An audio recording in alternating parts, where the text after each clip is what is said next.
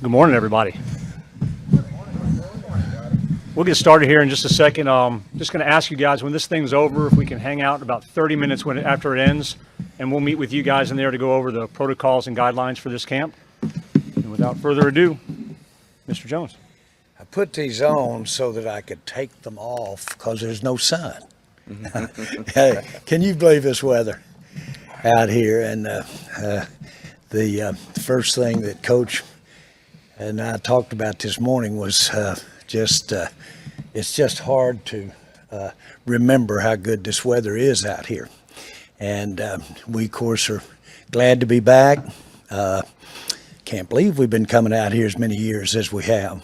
But all you've got to do is hit this place and under these circumstances and realize that what a great place this is to have camp. We appreciate what Oxnard, of course, is as far as their can-do spirit and what this camp means to them and our Cowboy fans that are here in Oxnard. And so it's great to be here. We always appreciate all of not only the weather, but of course the people, because they're great fans out here. I want to start off by saying that a great friend to all of us, we lost recently, and Ted, and I want to say that that is a loss for all of us, particularly missed when you come to camp and realize how much part of everything he was as the engineer to make everything work for all of us for what we do here with our media presentation back to our fans. But what's really worth noting, because we mentioned Ted when we were thinking about our meeting today with you, and we just really remembered the people that have been a part of this camp that we lost just this past year. Players: Marion Barber, Conley, Neely, Perkins, Reeves, Rayfield Wright. Those are familiar names. A lot of you even have a little more familiarity with them than others. Coach Gary Brown, and then really particularly a real loss on a personal basis. And I'm glad she made every camp always. Marilyn Love is not here, and y'all didn't see her as closely as I did, but a lot of you did. And miss her, Janet Scott, and of course we lost Lace. And Stephen and I went over to Jonesboro and were a part of a lot of our staff, certainly our scouts, Jonesboro, Arkansas, when they gave a big memorial to Lace. And Lace held court out here, and I've always, I'm going to get me somebody about a midget to stand up there with me and dress him up like Lace and think Lace is still out here helping us look at the practice with us. But, we all need our props and a little memory that goes with it. But here is to Lace, really, and I'm serious about that. Again, it's great to be here. It seems like with the COVID thing a year ago, and then here it just has seemed longer than it has been to be here. We've had quite an off season. We've had things that were directly involved with as football as you can be, with players. We've had speculation. It's for me. I was quickly reminded that we won 12 football games. We obviously didn't get to the result, having won those games, that we wanted to have when we got to the playoffs. But still, it has been an off season full of a varied type issues. But one of the ones I want to address directly, because I guess it's the one that probably the one that I have the most sensitivity about, and that is Mike and him coaching. And I want to be real clear. He wouldn't be sitting here today if I didn't think he was the man to lead this team to a Super Bowl. He would not be, and I have choices. And so that's not meant to be insensitive to anybody. That's a fact. And so you guys write about a lot of those choices, and they were there for my use had I wanted them. And no, the guy to my right is who I'm convicted about, have been, We certainly have had things we've addressed, and the way we've addressed them in the off season.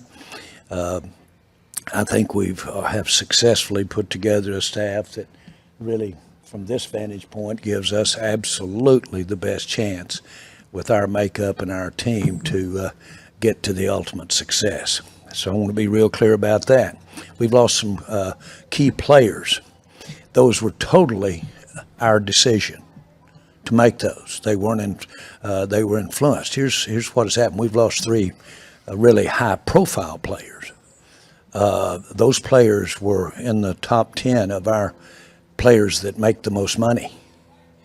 When you get in that spot, I can tell you, your standards go up. Your bar is higher.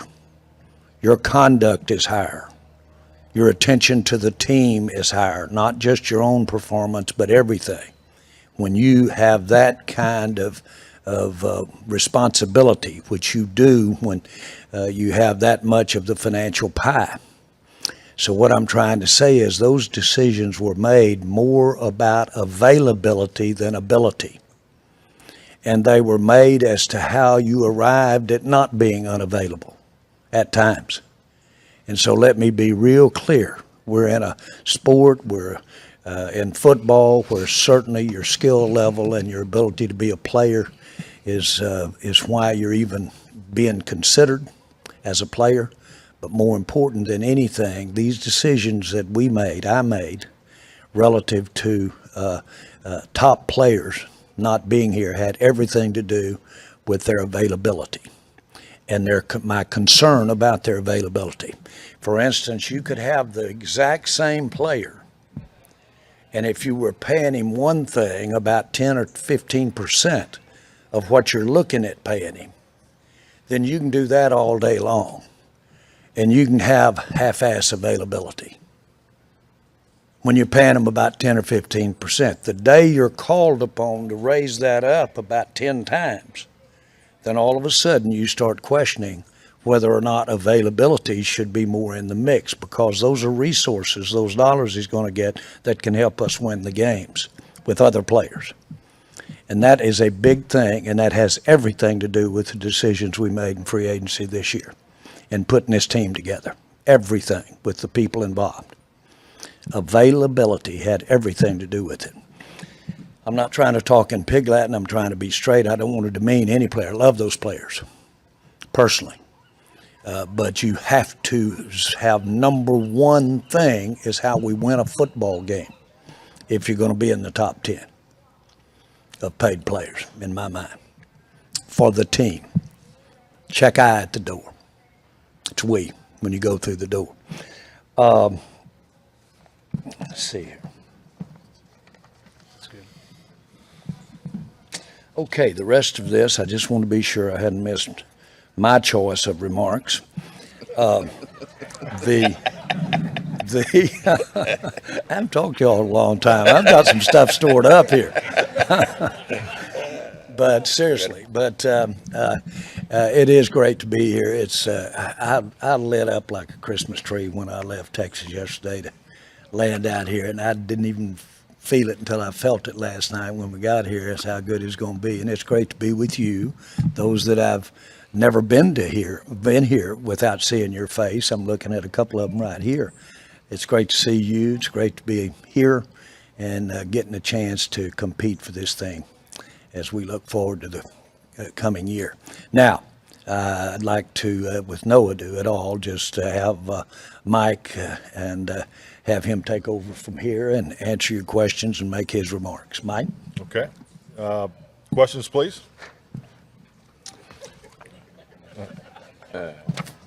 I guess is this where I'm supposed to make a statement? Your call. Your call. Hey, it's great to see all y'all again.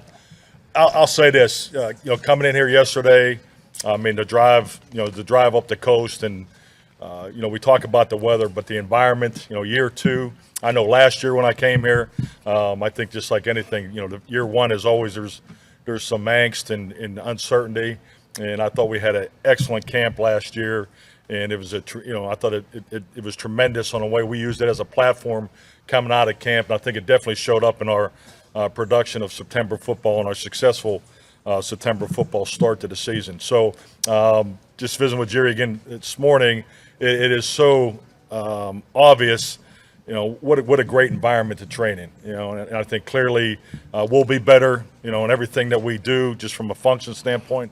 I mean, the really only comparable I have for a football team that I can really tie to is last year's sequence of getting ready for the season. And I think our players have done an excellent job coming out of the off season, and they're 5 weeks, off, getting ready. You got the mobility workout going on as we speak. We had the physicals this morning. The information's starting to come in. So we're just very excited about where our starting line is this year compared to last year. So we have an excellent group.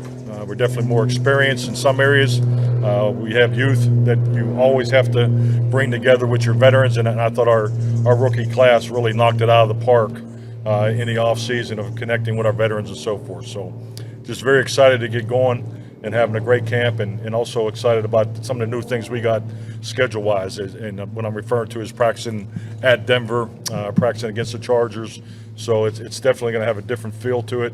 It definitely have some different challenges, but it's great to be here. This is significant to you of what Jerry said, the subject you brought up, the very first, your future here, and the commitment that he made to you right there with those remarks. I think really, Jerry's comments are just really in line with our conversations. I obviously have the opportunity to meet with Jerry in the GM, the head coach realm, and our conversations are about partnership, direction, vision, and making those things. But also, I do have the opportunity to speak to Jerry, as the owner and to the head coach, and that's really a vast education of so many different things on how the things that we could do better, from a big realm to make us better. So I think it just really is in line with our conversations. So. And that's really where my focus has always been, is on this partnership. And at the end of the day, we're here to win a championship. And everything I do, I know every single day when I get up. In my younger days as a head coach, I would get, my whole thought process, how am I going to win today? But I think the challenges that are from the media and all the other things, and it's a huge challenge to be a head coach of the Dallas Cowboys. It's a huge challenge to be a Dallas Cowboy. And I think now being more in tune with that, my daily focus is what affects winning. And that's really where I put my energy and my time into it. You understand the negatives, the narratives it's part of the job. And that's about as far as it goes with me. Coach, I know you've told us multiple times you don't concern yourselves with the narratives, but I think what Ed was getting at there, is your hope now that we move off that narrative and we can just focus on this football team versus, as you alluded to, Jerry, the other choices that were out there? Well, I'll say this, I think it's great to see media camaraderie. You're taking up for Ed. That's a first. So, and I guess just when you think you've seen it all, there you go. So, I think really, I want to focus on football. Part of the job of coaching in this business is there are things out there, and really your family has to deal with it. But other than that, I think even more so ever in this league, because, when I look at my head coaching career, since 2006, every single, change that occurs in how you train your football team is you got to do it with less time. So whether it's the CBA in 2011, then the last CBA. So the time efficiency and workload capacity is such a key focus for me, and no different than my media responsibilities. I get where you have to ask the questions and the respect that goes with that both ways, but that's really about as far as it goes with me. If I'm going to demand it from the coaches and the players and support staff to keep the focus tight and just keep focused on things that have to do with winning, then obviously I got to do that myself.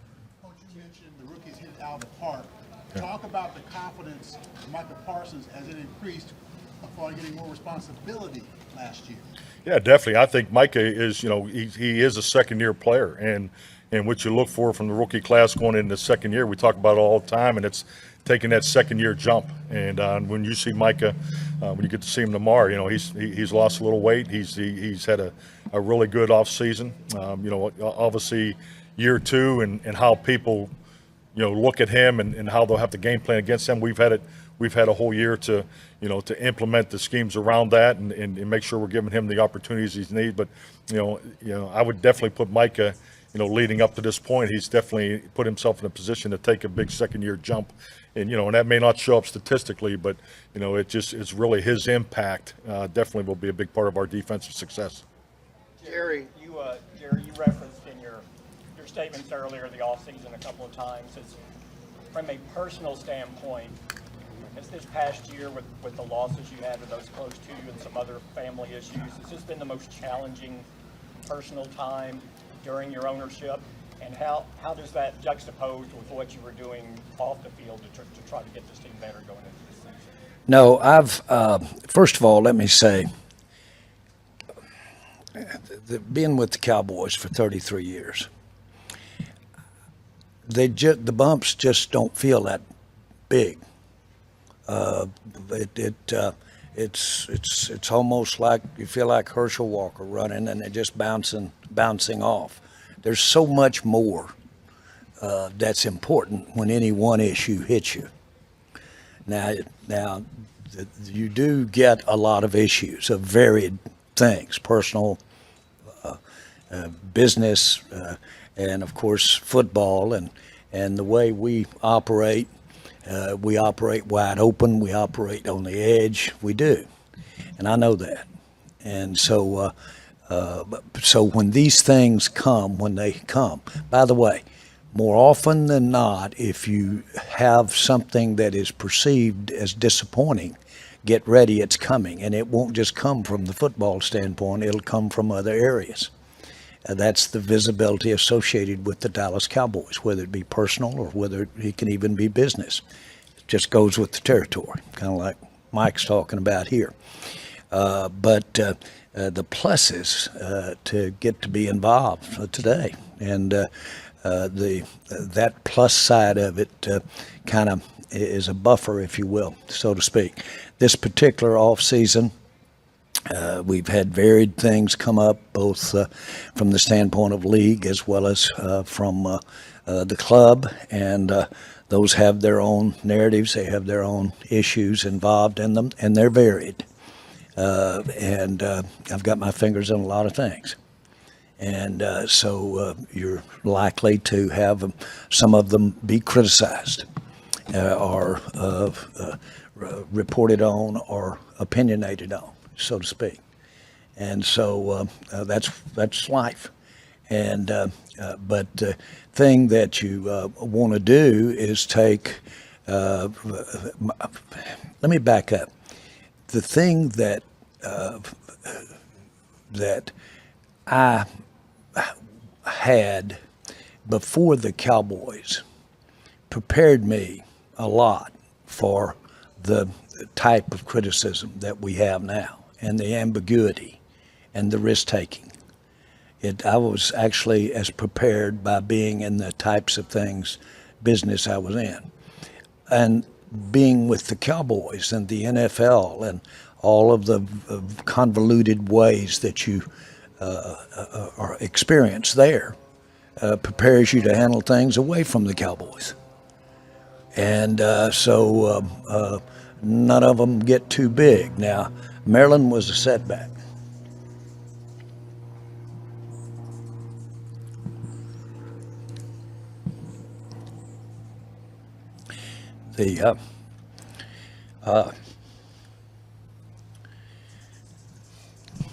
That's tough. Is a little different than talking about a lot of the things that we're interested in here, as you well know, and you've all, I'm sure, experienced personal issues. But Maryland was vital. This first training camp I've ever been to that Maryland wasn't doing my stuff out here at the time, and balancing a lot of areas. So again, the off season has not been trying. It's been for me with resolve, and that's why I opened up with the talk about how the changes that we have made relative to some key players, and the resolve we need. I felt personally, and it's consensus. I think Stephen feels that way too. that we could do some doctoring up in areas of just how important is it to people? How important is it to us? Because we put a lot out there for the fans and a lot for the Dallas Cowboys out there. And we're not screwing around. And so we need to do some things, everything we can possibly do to win the football game and make the first downs. And so it all kind of goes back there, as misplaced as it might be. That's where it goes back on a personal basis with me. Jerry, you spoke about wanting Mike McCarthy here. Did that come with a contract extension for him at all? Excuse me? You spoke about wanting Mike McCarthy to be here as your head coach and your confidence in him. Did that result in a contract extension for Mike? It has not. Because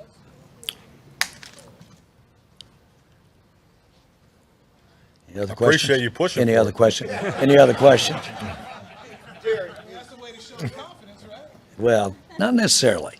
Not necessarily. I don't get contract extensions. You know, when you got your ass out there a little bit, you can. No, I'm.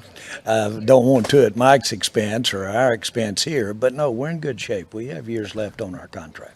As far as my answer to that question. What does that mean, years left on the contract?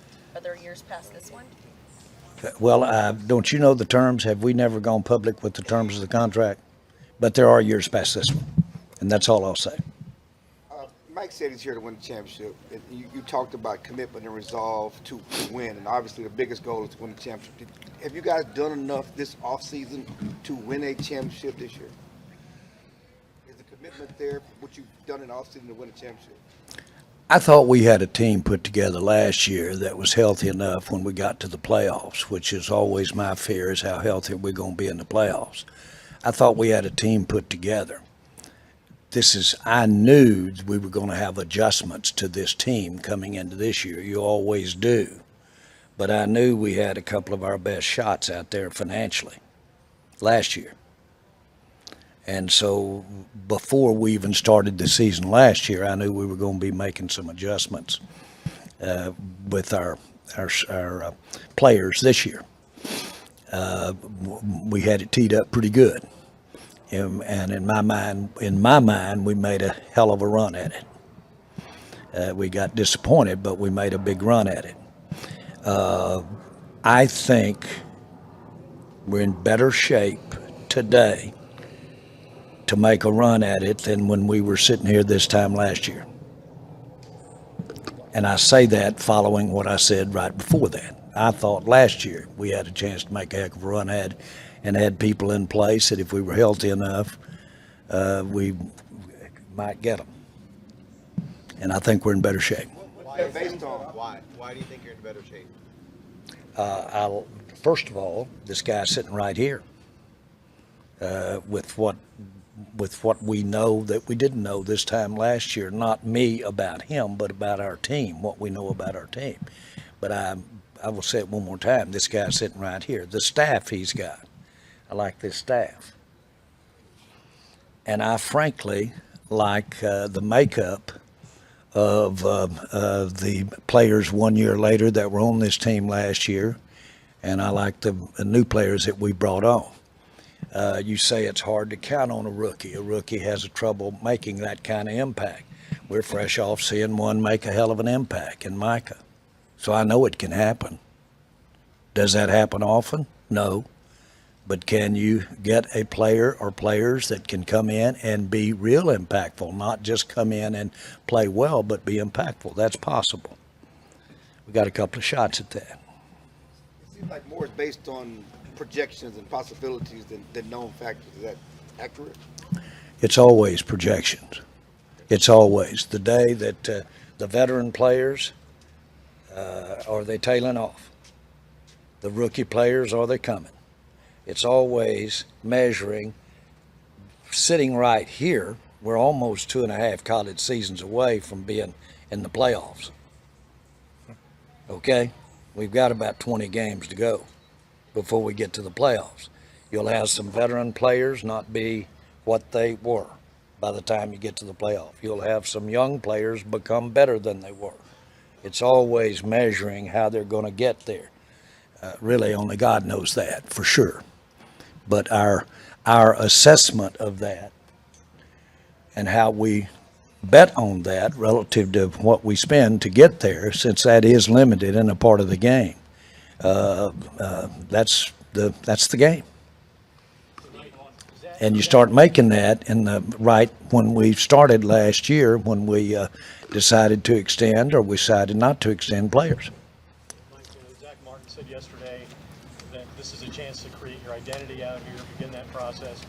He would like to see a team that's tough physically and more disciplined than you guys were last year. Obviously, you led the league in penalties. In that regard, how much are you in agreement with that,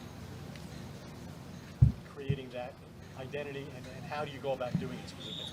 Well, I mean, every year you set out to recreate who you are as a football team, because the reality is you don't get to carry over things from last year. So, but you obviously have that experience of last year. But our team identity is disciplined, grit, and fundamentally sound. So, as we build that each and every year, we definitely need to be better in the area of penalties. We're going to focus on that. And the one thing about the penalties, it really falls under the category, when you talk about team identity, is in the category of discipline.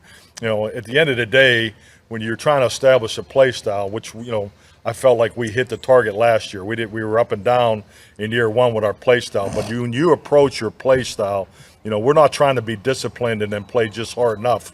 We come from another, we want an aggressive, physical play style, and we cross the line too much. So our discipline is pulling back. This is not a group that I have to push forward.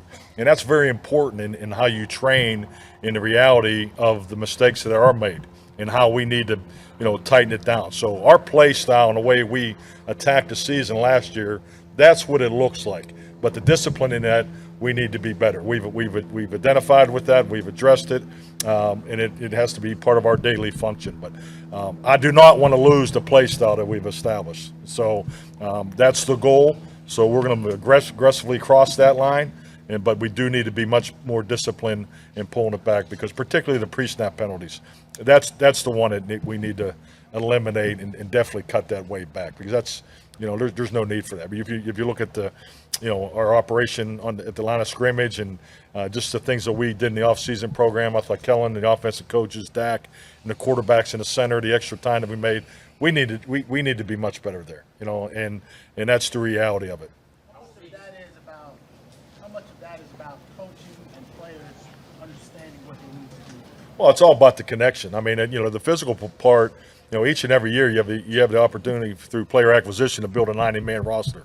And I think Jerry's already hit on this, where, the way that roster comes together, you always have some level of projection and anticipation. So we have a really good blend of veterans and rookies, but yeah, we need to really stay after that and connect, because this is more about the emotional connection and the process towards productivity on a daily basis. Our guys know what's expected from them mentally. We've been able to get all 8 installs in through the off-season program. We had tremendous, I think we were 97% of all the workouts that were available for our whole roster. We're as a target, I would challenge that against anybody's off-season program. So our players have put the extra time in to get themselves ready physically and mentally for this opportunity, because this opportunity is about the emotional connection, the productivity, the ability to play with play style. You don't get to put pads on until next week, so our window to get real football is very tight, and that's just the reality of how we go about this. So it's a process. The penalty was too high last year, and it needs to be an experience that we need to learn from. You guys, the Dallas police have said that Kelvin Joseph won't face any charges. Can you talk about how he responded this offseason after that episode and what he did, and what do you expect from him in this camp? What do you want to see from him? You ask. Who are you talking He to? asked Mike. Mike. Oh, I thought you said Jerry. I'm sorry. Oh, yeah. Yeah. Well, I usually don't get 3 in a row up here. This is the Jerry's press conference. Okay. Oh, I'm sorry. I thought it was for you. Kelvin, I thought Kelvin, obviously after this, being involved in that situation, showed humility to his teammates. You know, we had this, you know, the internal discussions and so forth, but he was a full participant in the offseason program, and you know, I think he's put forth the energy and the focus that he needs to moving forward. Steve, you guys Any are word? amongst the league leaders with the most salary cap space left. Why would you say that is, and what is kind of the plan going forward there?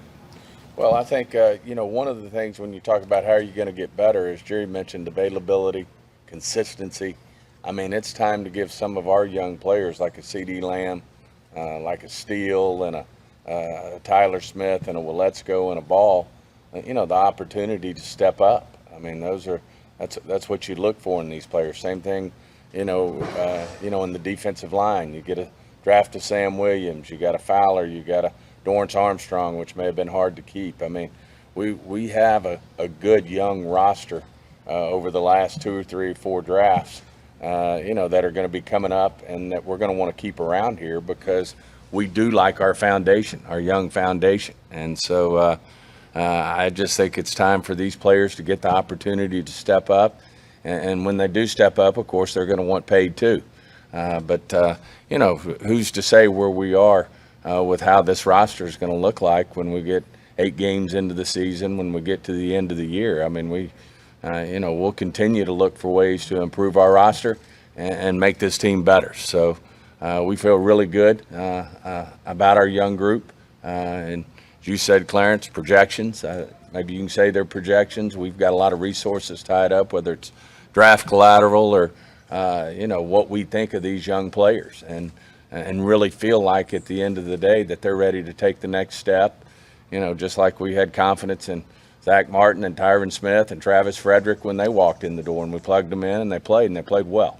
And some of these guys just need the opportunity to you know, get more chances. I mean, a Michael Gallup, he's coming off his injury, but you know, he's a guy who you'd like to see get more chances to get balls. And I'm just looking forward to see what this camp brings for our young group. We certainly do have some dry powder if we need to use it. You know, I've always said about cap space, it's where you've massaged it to that point. I mean, you can create cap space. You cannot have cap space if you want to have it out there looking like that, to where you can create it when you want to.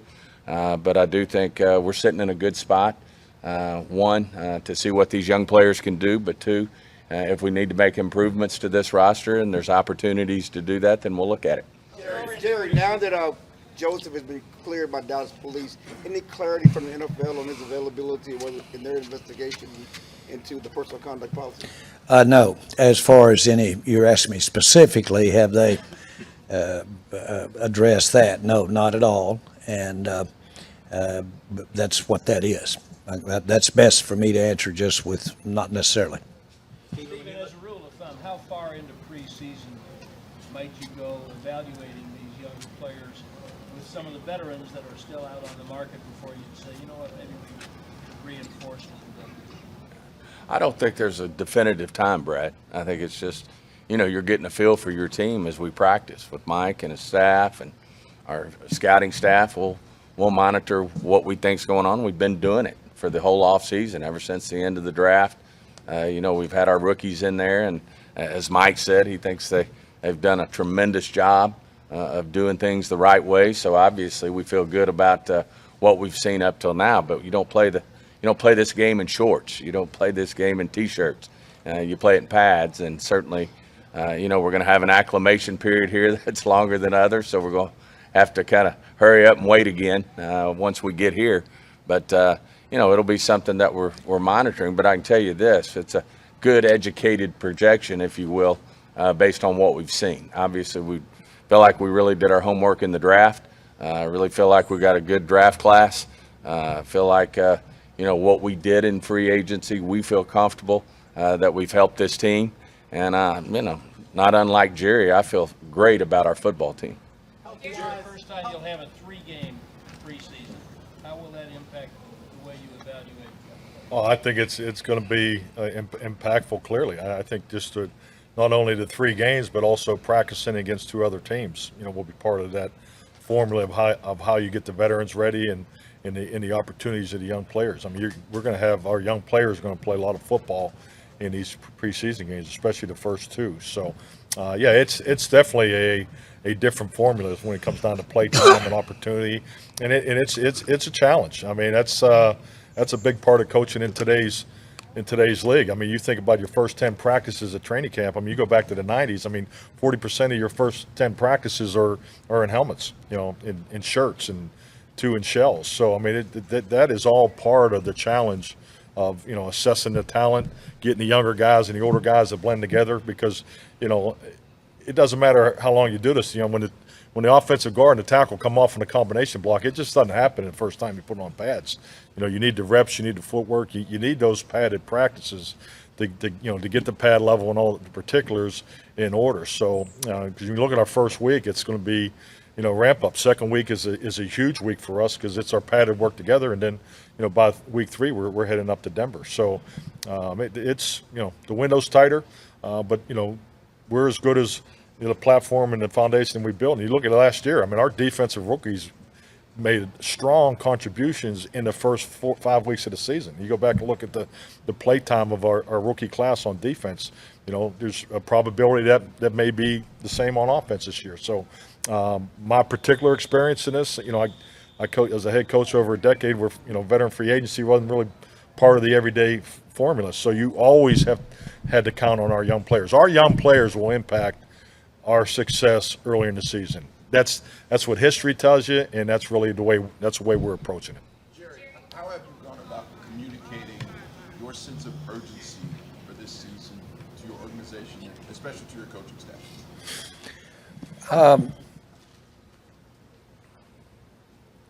Told them I got a birthday coming up here real quick. I don't have time to have a bad time. It ain't on my schedule. But no, I'm not so sure that's a joke. That's the way it is. But I think more is made of how you communicate. When I visit with the team more often than not, I point to our stadium, I point to our facilities, and I say, guys, if you think anybody's going to give you something for nothing around here, this doesn't happen. Okay? For nothing. We mean business. We've got to have people who mean business. This takes a lot to put this show on. You need to do your part. That's about as it's time that if they're rookies that they're put that equation together if they hadn't already. Now the fact they're sitting there drafted in some cases means they've put some of it together. They saw the importance of what a snap could mean for them. I like to use the term that if you stepped out there and knew that every snap was going to change your life, everybody you're going to love's life for the rest of your life, and people that you love today, if you will look at it that way, you might have more urgency with that snap at practice because it could mean that for you and your family. And so to me, that's how I would go about it, but that's not different than it has been. Jerry, you said you feel better about the team now than you did a year ago today. What do you need to see from Dak this year to achieve that potential? Well, I don't want to see him throw a ball halfway the length of the field and strain something out here the third day. And so that would start. That's for starters right there. And I don't think we'll see that.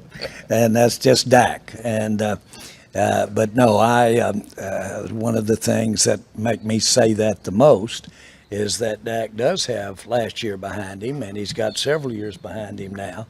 And I feel like we have one of the best people at that position and one of the best people that a team has in the NFL. He's a big part of my optimism.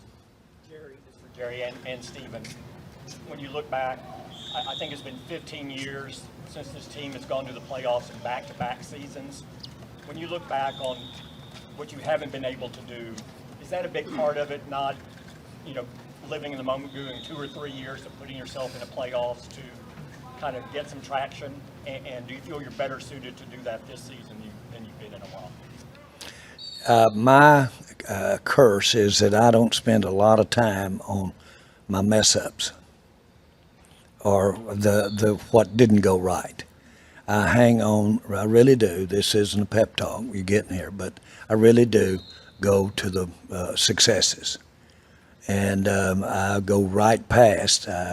You say, well, you learn from how you might have done it differently that got you there, but hopefully there's some of that. But really, I don't spend a lot of time. I started to get some games and some seasons and some stats together for visiting with you today a little bit, and I decided against it over the last several years. But I don't look at that. Today is today, and this season is this season. We're here, and some of us aren't here, and so that motivates me to live in the day. And so we're going to give it everything we've got. We're giving it everything we got. If we could have spent everything we have available in the cap, and we could have spent it and mortgaged some more, if I thought it was the best way to win this year or win in the immediate future, then we would have done it. If your logic shows you that. And I have done it. And anybody here that realize that I'm a risk taker, and I'll take them with the best of them. And so my point is, what you see is the best I got here. And what you see with what we've got available to us in our cap, that's the best spot to be in my mind. And I'm a risk taker. So we've got a little dry powder. That's not necessarily for this season. That cap room is available for future as well. We all know that. And so, you sum all of that up, and you got our best shot. What you're seeing right here today as we go. Tomorrow is another day, and we, not that have anything in mind, but that I do believe in changing your mind and would in a second if it'll help our team.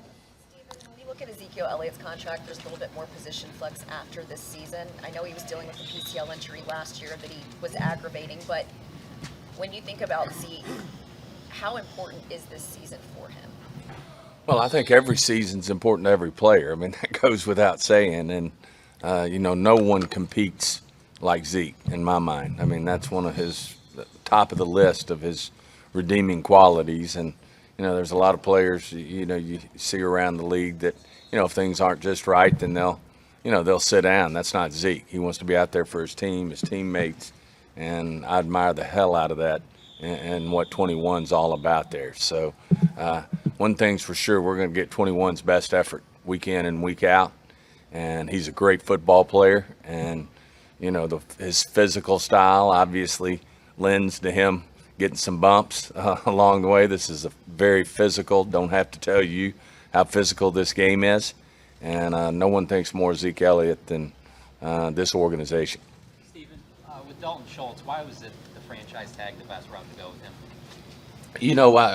We tried. I mean, it wasn't that we weren't necessarily talking about a long-term deal. It just gets into the, not unlike DeMarcus Lawrence, who's ended up being a stalwart here, a foundation player for us, not unlike Dak Prescott. We know what we think of him.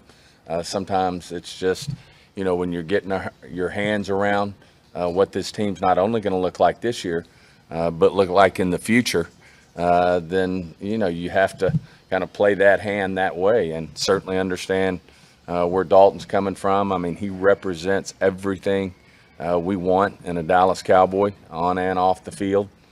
Jerry talks about being available. Dalton's available. Game in, game out, week in, week out. He's an available player who plays at a high level.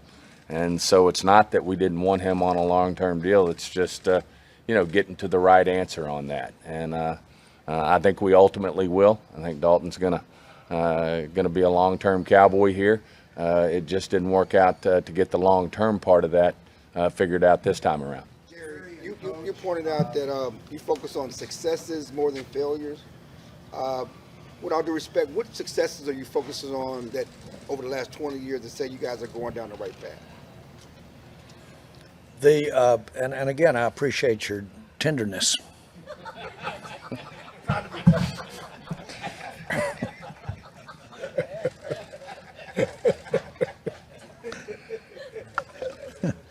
With all due respect. I felt like that we've done some things that got us a lot closer than those zeros in that championship game column show. I think we legitimately had 3 or 4 shots that we could have had another one. And the things that we did to get to where I could say that, in other words, those teams that had us close enough to think, but for a play, a ruling on a catch, those type of things, that you might have had you another Super Bowl or you might have had you another playoff, that sustains me. Because I know it wasn't just the one play. It might have been symptomatic. It's what you are, as a good friend of ours said, but it's not symptomatic. I can have the luxury of, from within, being able to really analyze the deals that I didn't do or that we didn't do that we could have done. You don't see that. You don't know how close it was or how far away it was with a negotiation, for instance. So I do. I know. And I know when maybe it's not even recognizable to the public of what we could have done and didn't do it and might have made a difference. So I know all of that. And so I can live with the fact that we have been closer than the zeros we have in line here over these last years you're talking about. That sustains me. That's food for me. And so that keeps me going. That's not a loser you're talking to, although it sounds like it. What it is someone that wants to go again and feels like that we've got the tools to win it. And when I look around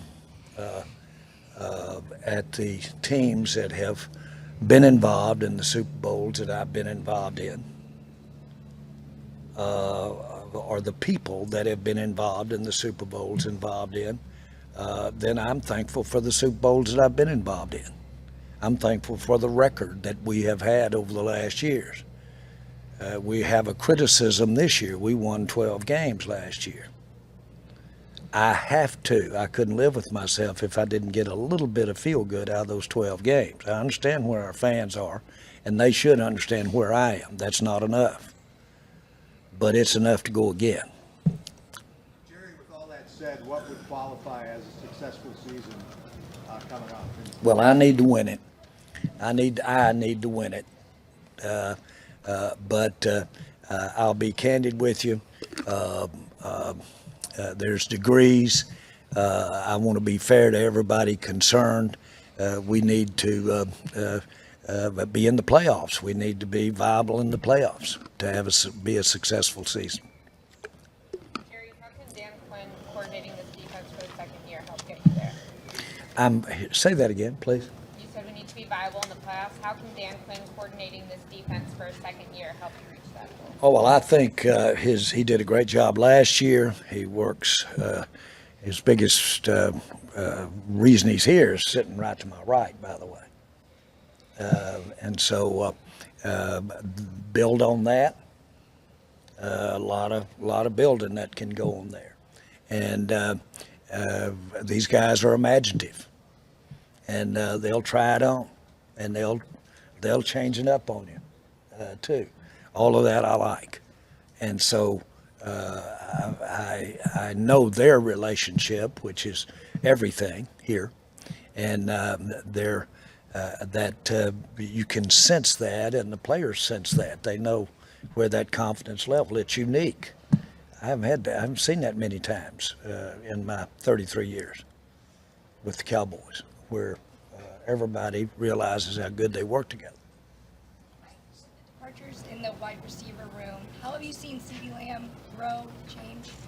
I think the biggest thing with CD is just like most young players is he's given more opportunities just based off of the position he's playing, whether it's the flanker position, the F position, his ability to line up in a 2x2 in a 1 slot, in a 3x1 in a 3 spot, in a in a 1x3 in the 2 spot. So just the flexibility of opportunities, which obviously we're going to need as an offense because the way the defense will focus on him. So I think he's had a very nice,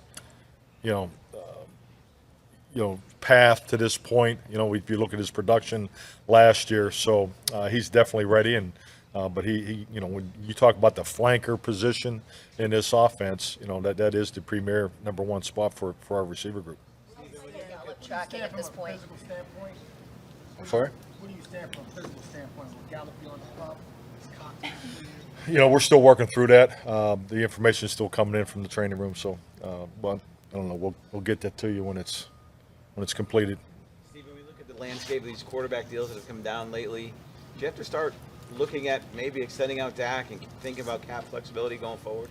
Well, as you know, one of our biggest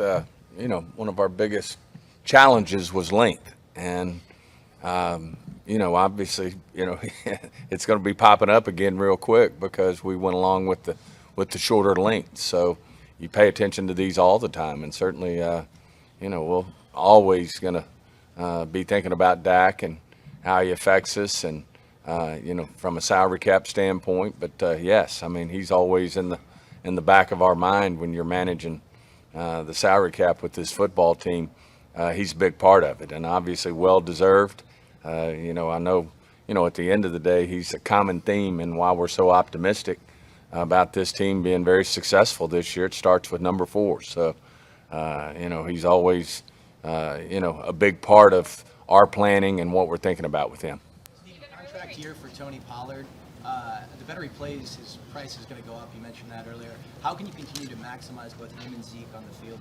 Do you see a long-term future with both Zeke and Tony Pollard on the field? Yeah, I think that's possible. I mean, at the end of the day, obviously, with Mike's leadership, working with Kellen and the offensive staff, I think they do an outstanding job. You start talking about, maybe not having quite the depth in the receiving room. Obviously, Tony can make a big difference, getting the ball in his hand in the open field. And I know Mike and Kellen have come up, will continue to come up with great ways to use those two together.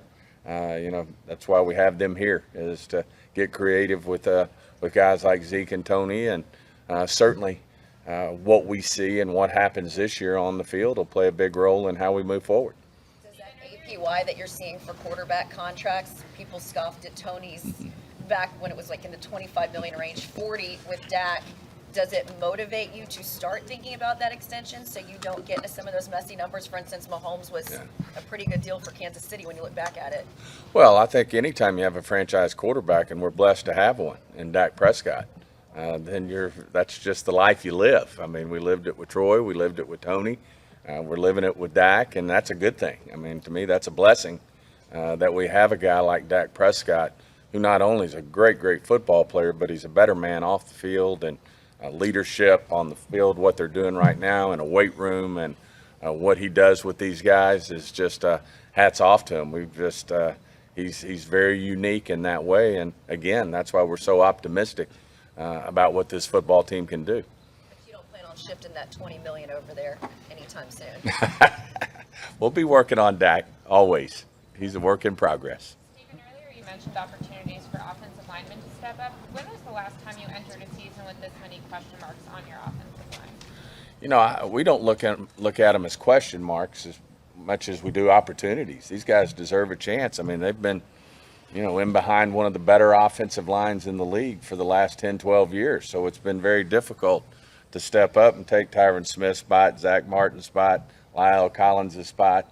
I mean, those are big challenges, and I just look at it as not question marks as much as I do, opportunities for some very skilled players that are not only did our scouts think a lot of when we drafted them, but what our coaches think of them now. So, like I said, I don't look at it as question marks. I look at it as it's going to be a great competition for guys to get an opportunity to step up and be the next great offensive lineman for the Dallas Cowboys. Jerry, you opened this talking about the weather here and all that. Besides the weather, what's the best part or the main reason why you guys keep coming out here? Well, I like to bring the Cowboys to California. I like the national aspect of it. Y'all write better articles. You tell me if I'll go to camp and we have a media party that you'll be sweeter to me in your comments. So a lot of that is at play here. But seriously,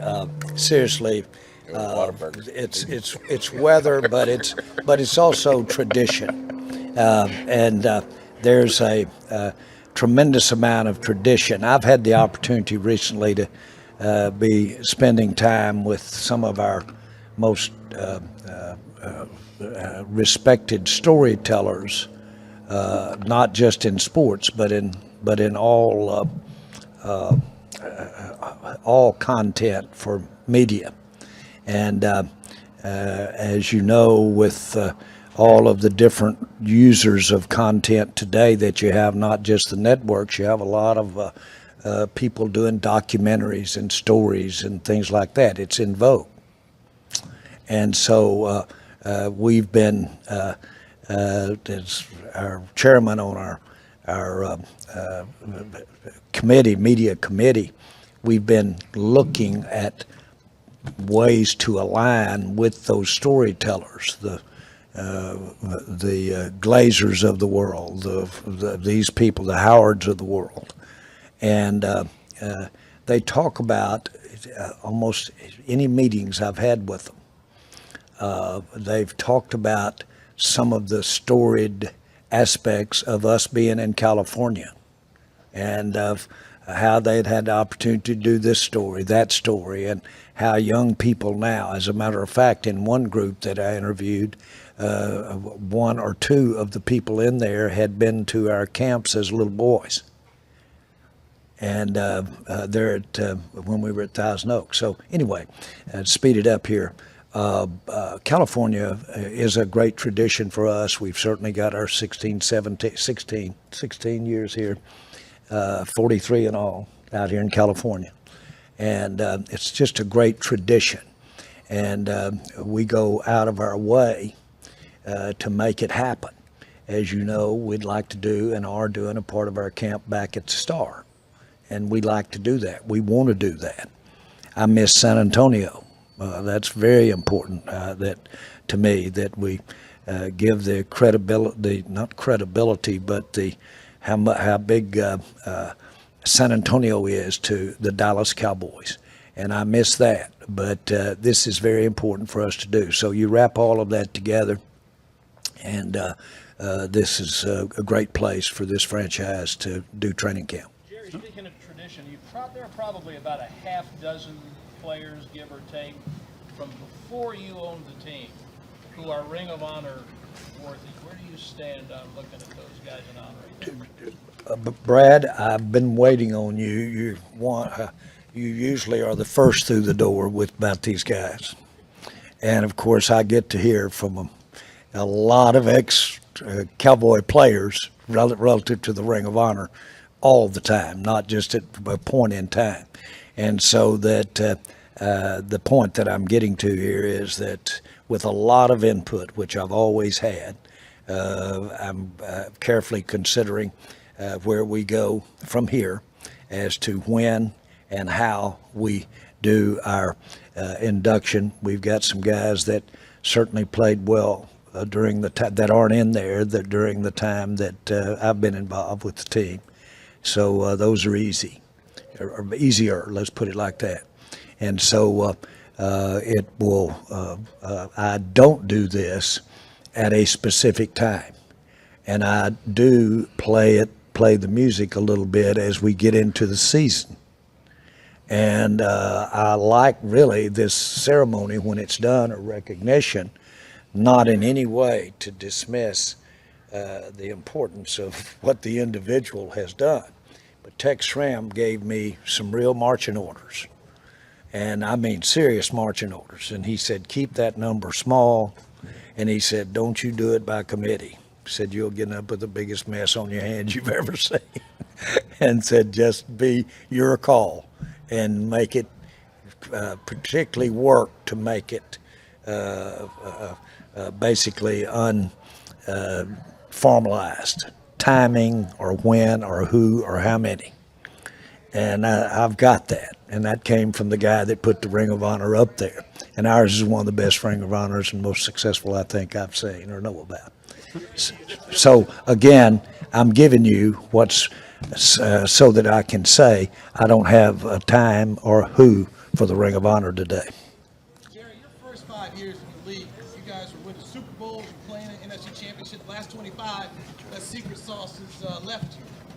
Do you know why? Can you figure out? Is it standing lowered? What's going on there?